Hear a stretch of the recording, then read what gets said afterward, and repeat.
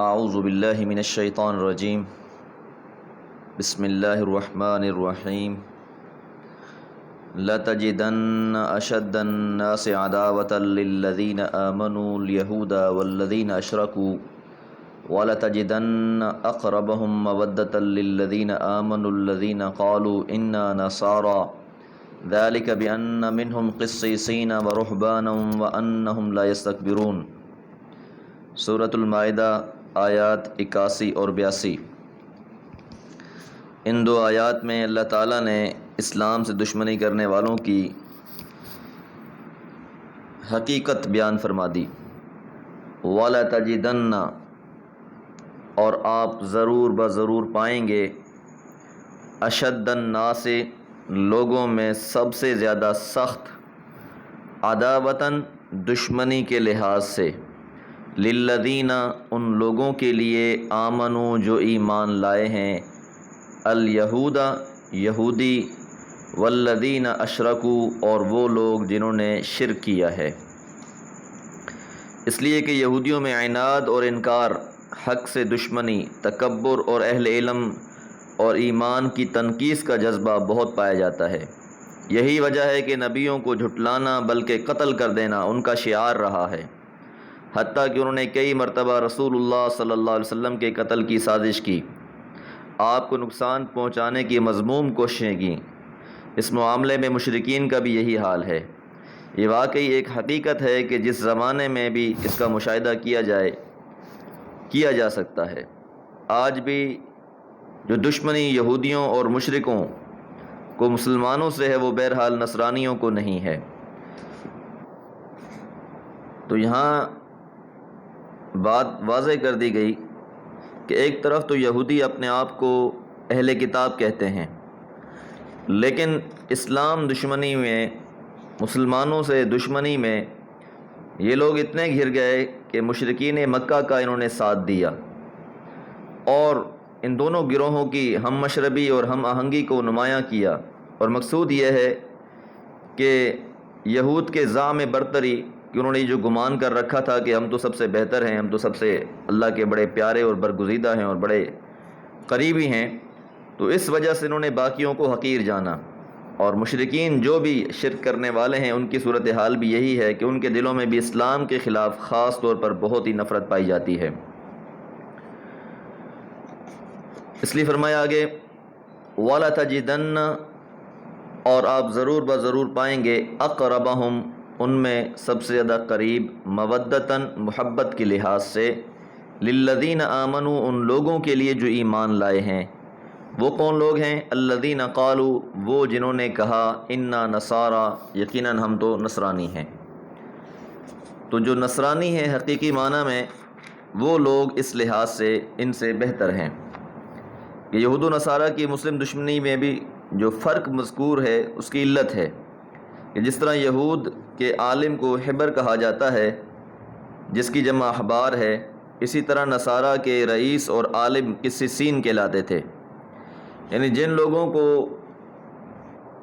ہم نصارہ کہتے ہیں، جو واقعی عیسیٰ علیہ السلام کی شریعت پر چلنے کا دعویٰ کرتے ہیں، وہ مسلمانوں کے نسبتاً قریب ہیں، کیونکہ ان میں علم اور زہد، یعنی دنیا سے بے رغبتی پائی جاتی ہے، اور دین مسیح میں نرمی، عفو و درگزر کی تعلیم کو بنیادی حیثیت حاصل ہے۔ پھر ان میں علماء، عبادت گزار اور زاہد لوگ بھی موجود تھے جو تواضع اختیار کرتے تھے، یہودیوں کی طرح تکبر، غرور میں مبتلا نہیں تھے۔ نصرانیوں میں رہبانیت، یعنی دنیا سے کنارہ کشی کی بدعت رائج تھی۔ اللہ تعالیٰ نے قرآن مجید میں ارشاد فرمایا، وَرَہْبَانِيَّةً ابْتَدَعُوهَا مَا كَتَبْنَاهَا عَلَيْهِمْ، اور دنیا سے کنارہ کشی تو انہوں نے خود ہی ایجاد کر لی، ہم نے ان پر اسے نہیں لکھا تھا۔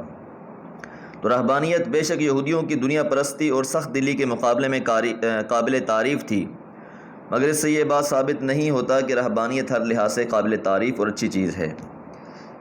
اور پھر دوسری بات جو ہے وہ یہ کہ ذالک بأن منہم قسیسین، ذالک یہ، بأن، یقیناً، منہم ان میں، قسیسین علماء ہیں، ورہبانا اور راہب ہیں، وانہم لا یستکبرون اور وہ تکبر اختیار نہیں کرتے۔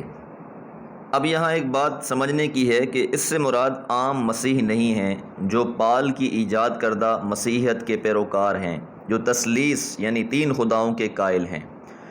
یہ بھی اسلام دشمنی میں سرخیل ہیں، بلکہ اس سے مراد خاص طور پہ سیدنا مسیح علیہ السلام کے خلیفہ راشد شمعون صفا کے پیرو ہیں، جو پال کی تمام بدعات سے بالکل الگ حضرت مسیح علیہ السلام کی اصل تعلیمات پر قائم رہے، اور جن کے باقیات صالحات حضور صلی اللہ علیہ وسلم کی بعثت کے بعد آپ کی دعوت پر ایمان لائے، نجاشی وغیرہ۔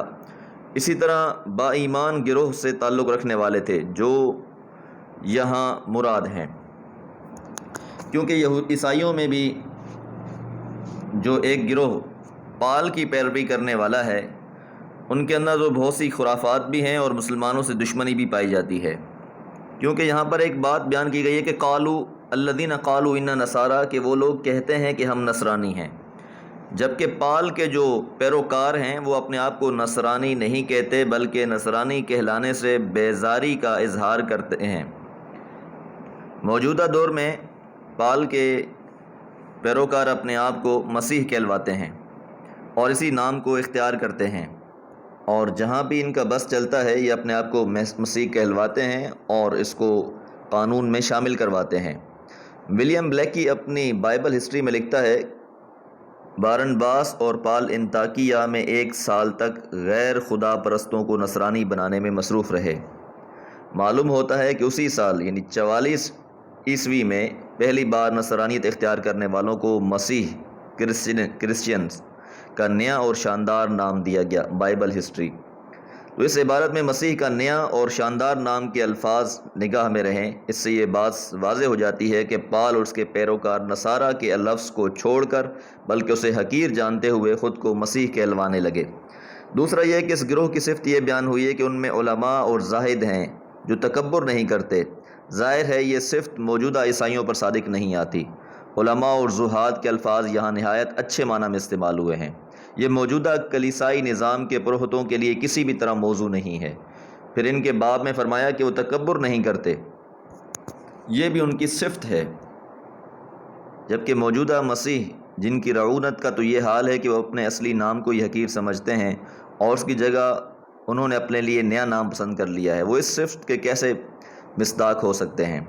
اور تیسرا یہ کہ اس گروہ کے متعلق آگے کی آیات میں یہ صاف صریح طور پر بیان کر دیا گیا ہے کہ یہ سب لوگ حضور صلی اللہ علیہ وسلم پر دلی خوش اور جوش و خروش کے ساتھ ایمان لائے۔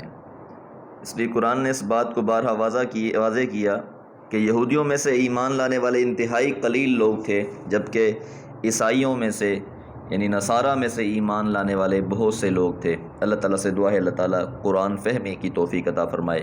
وما علیہ الا البلاغ۔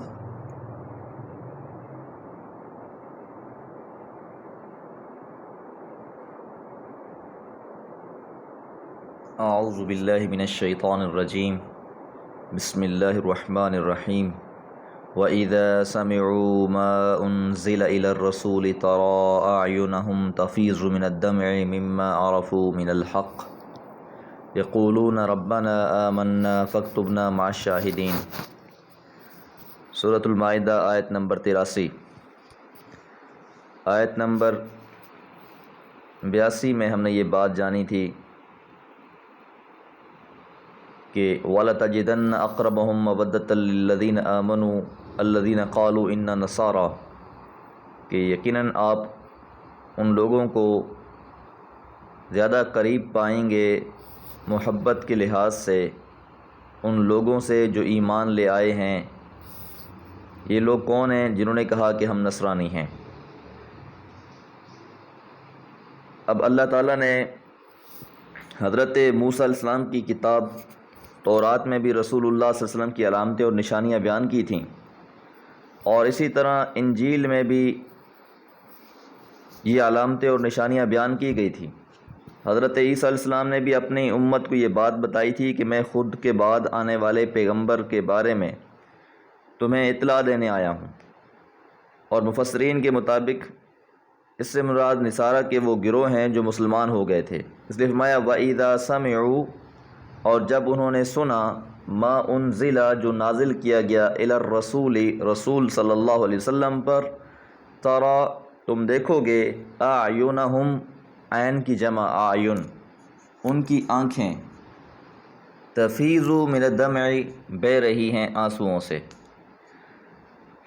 تو یہ وہ گروہ ہے جس نے والہانہ انداز میں قرآن اور پیغمبر آخر الزماں کا خیر مقدم کیا۔ یہ اس کی تصویر ہے۔ اس تصویر میں یہ بات صاف نظر آتی ہے کہ حضرت عیسیٰ علیہ السلام نے انجیلیوں میں جس تسلی دینے والے اور جس نجات دہندہ کی بشارت دی تھی اور اس کی جو علامتیں بیان کی تھیں، ان میں سے ایک ایک چیز کو محفوظ کیے ہوئے تھے۔ اس آنے والے کی راہ دیکھ رہے تھے۔ یہ آنے والے نہایت محبوب تھے ان کے لیے، ان کی تمام امیدیں دنیا اور آخرت دونوں میں اب انہی سے وابستہ تھیں۔ ان کی آمد سے ان کے صحیفوں کی اور ان کے نبیوں کی صداقت ثابت ہونے والی تھی، اس لیے سب نے اس کی منادی کی اور ان کو ان کے ہراول دستے کے طور پر شامل ہونے کے لیے سرفرازیاں حاصل ہونے والی تھیں، اس لیے وہ پہلے سے دنیا کے سامنے اس کے گواہ اور تعارف کروانے والے لوگ تھے۔ اسی طرح بہت سے لوگ تھے جو اس بات کے انتظار میں تھے، جس طرح حضرت سلمان فارسی رضی اللہ تعالیٰ عنہ کا واقعہ اسلام لانے کا پڑھنے کے لائق ہے۔ ہر انسان کو کوشش کرنی چاہیے کہ کس طرح انہوں نے رسول اللہ صلی اللہ علیہ وسلم کے بارے میں، اسلام کے بارے میں تحقیق کی اور پھر اسلام قبول کیا۔ جس طرح حدیث مبارکہ میں بھی آتا ہے کہ حضرت سلمان نے فرمایا کہ میں نے صدقہ لیا اور وہ صدقہ لے کر رسول اللہ صلی اللہ علیہ وسلم کے پاس پہنچا تو آپ نے پوچھا مجھ سے، سلمان یہ کیا ہے؟ میں نے کہا اے اللہ کے پیغمبر یہ صدقہ ہے۔ تو رسول اللہ صلی اللہ علیہ وسلم نے اس صدقے کو خود نہ کھایا اور اپنے ساتھیوں میں تقسیم کر دیا۔ حضرت سلمان فارسی رضی اللہ تعالیٰ عنہ فرماتے ہیں کہ میں نے پھر کھجوریں جمع کی اور رسول اللہ صلی اللہ علیہ وسلم کے پاس آیا تو مجھ سے آپ نے پوچھا یہ کیا ہے؟ میں نے کہا اللہ کے پیغمبر یہ ہدیہ ہے، تحفہ ہے۔ تو رسول اللہ صلی اللہ علیہ وسلم نے خود بھی کھایا اور اپنے ساتھیوں کو بھی کھلایا۔ تو یہ علامتیں ان کی کتاب میں لکھی ہوئی تھی کہ وہ صدقہ خود نہیں کھائے گا، ہدیہ قبول کرے گا، اور مہر نبوت کے حوالے سے بھی حضرت سلمان رضی اللہ تعالیٰ نے اس مہر کو دیکھا۔ تو بہرحال یہ علامتیں اور نشانیاں تھیں۔ اور حضرت سلمان فارسی فرماتے ہیں کہ میں نے رسول اللہ صلی اللہ علیہ وسلم سے پوچھا کہ آپ مجھے نصارہ کے متعلق بتائیں، تو آپ نے فرمایا میں ان میں کوئی خیر نہیں دیکھتا۔ میں بوجھل دل کے ساتھ اٹھا تو اللہ تعالیٰ نے یہ آیت نازل فرمائی لَتَجِدَنَّ أَشَدَّ النَّاسِ، یہاں سے یہ تفیض من الدمع تک۔ تو رسول اللہ صلی اللہ علیہ وسلم نے میری طرف پیغام بھیجا اور مجھے فرمایا سلمان یہ آنسوؤں والے تیرے وہ ساتھی ہیں جن کا اللہ تعالیٰ نے ذکر فرمایا ہے۔ اور اسی طرح دیکھیں کہ ان لوگوں میں نجاشی جو حبشہ کا بادشاہ تھا، جب مکہ میں مسلمان بہت تنگ ہوئے اور رسول اللہ صلی اللہ علیہ وسلم نے ان کو ہجرت کرنے کا کہا تو وہ ہجرت کر کے نجاشی کے ملک حبشہ گئے اور انہیں کفار مکہ کے سفیروں کی شکایت پر بادشاہ کے دربار میں بلایا گیا۔ تو حضرت جعفر رضی اللہ تعالیٰ عنہ نے ان کے سامنے تقریر کی اور اس میں سورہ مریم کی تلاوت کی، جس میں حضرت عیسیٰ علیہ السلام اور ان کی والدہ کا ذکر ہے۔ تو نجاشی اور اس کے ساتھیوں کی آنکھوں سے آنسو بہنے لگے اور نجاشی مسلمان ہو گئے، اگرچہ وہ مدینہ نہیں آ سکے اور رسول اللہ صلی اللہ علیہ وسلم کی ملاقات نہیں ہوئی، مگر اس کی وفات پر رسول اللہ صلی اللہ علیہ وسلم نے ان کا غائبانہ نماز جنازہ بھی پڑھایا، یعنی وہ حبشہ میں فوت ہوئے اور رسول اللہ صلی اللہ علیہ وسلم نے فرمایا کہ تمہارا بھائی فوت ہو گیا ہے اور آپ نے اس کا جنازہ پڑھایا۔ اس کے علاوہ ایسے مسلمان ہونے والے نصارہ کا ذکر دوسرے مقامات میں بھی فرمایا ہے، جس طرح سورہ آل عمران میں اس کا تذکرہ ہے، سورہ قصص میں موجود ہے۔ تو یہ وہ لوگ تھے جو خوش نصیب تھے اور جو انتظار کر رہے تھے۔ تو یہ دو گروہ یہاں بیان کیے گئے ہیں۔ ایک گروہ وہ ہے جو نصارہ کا ہے، جنہوں نے حق بات کو پہچانا اور پہچاننے کے بعد اسے قبول کیا اور بڑی خوشی کے ساتھ قبول کیا، اور دوسرا گروہ وہ تھا جو یہودیوں کا تھا، جنہوں نے حق کو جانا اور پہچانا اور پھر اس کا انکار کر دیا۔ اس لیے فرمایا ترا آپ دیکھیں گے اعینہم ان کی آنکھیں تفیض من الدمع بہہ رہی ہیں آنسوؤں سے، مما عرفوا من الحق جو انہوں نے پہچان لیا حق میں سے۔ ایک چیز کا آپ کو بڑے ہی شدت سے انتظار ہو، بڑے عرصے سے انتظار ہو، 100 سال 200 سال گزر چکے ہوں، اور پھر وہی چیز جو آپ سنتے آ رہے ہوں کہ ایک پیغمبر کا آنا ہے اور پھر وہ آپ کی زندگی میں یہ واقعہ ہو جاتا ہے تو کیا خوشی کا مقام ہوگا، اس کی طرف یہ تذکرہ ہے۔